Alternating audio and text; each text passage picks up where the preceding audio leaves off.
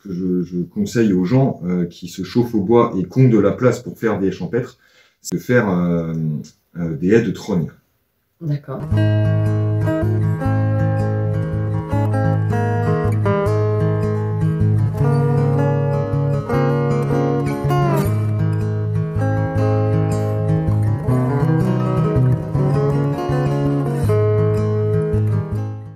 Tu vois ce que c'est les tailles, en fait, les têtards. Les têtards, ouais. Donc, en fait, quand tu as le tronc qui part...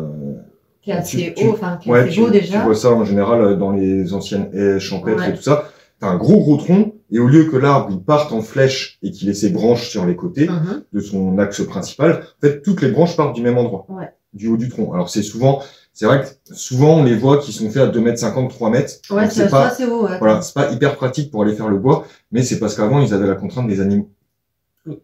Donc en fait, un trogne, ça peut, nous ici, on a fait plein, ça peut très bien se faire à hauteur de tête. Ouais, moi je le fais même un peu plus bas, à hauteur d'épaule, et je me dis que comme ça, ben, tu vois, avec soit une petite tronçonneuse, soit une scie, t'es pile poil à hauteur de bras pour venir faire ton bois de chauffage. Donc ça, les trognes, en fait, quand tu viens les retailler, il y a une partie des racines qui meurent, parce qu'en fait, les racines étaient en adéquation avec la partie aérienne. Donc, quand on coupe une grosse partie, voire la totalité de la partie aérienne, il y a une grosse partie des racines qui meurent pour se rééquilibrer par rapport à la partie aérienne. Et toutes ces racines-là, en fait, elles vont injecter dans le sol, en se décomposant directement de la matière organique, du carbone, donc de la fertilité. Voilà.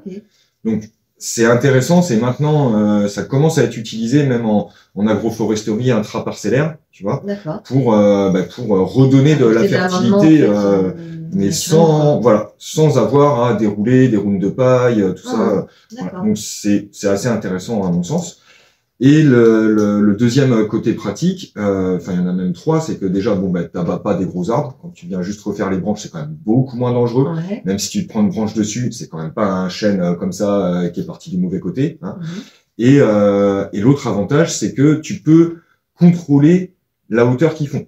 C'est-à-dire que même par rapport à ton voisin ici qui a un potager, là je sais pas s'il faudrait faire des trognes, peut-être plutôt des CP, c'est-à-dire plutôt les couper en bas pour qu'ils montent un peu moins haut. Mais ça veut dire que dès que vous estimez qu'ils prennent un peu trop d'ampleur, qu'ils sont un peu trop hauts, que ça fait un peu trop d'ombre, vous pouvez soit tout retrogner d'un coup, soit en faire un sur deux, et l'année suivante, refaire les autres. Voilà. Ou même avoir un roulement sur 3-4 ans, en faire un tiers tous les 3 ans, ou un quart tous les 4 ans. Et comme ça, vous avez votre roulement, et il monte jamais trop haut, et vous avez votre bois de chauffage. En plus, en général, souvent, quand on les fait au bout d'une dizaine d'années, on a quand même du bois bûche comme ça. Donc déjà des belles bûches, mais qu'on n'a pas forcément à fendre. Parce que elles sont déjà à la bonne taille.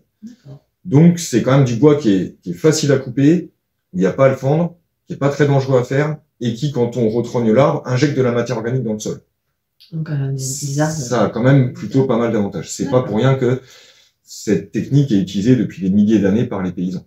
Voilà. C'est vraiment Dominique Moncion, il a écrit un bouquin d'ailleurs qui s'appelle Les trognes, l'arbre paysan au mille usages. Voilà, et on pourrait dire aussi...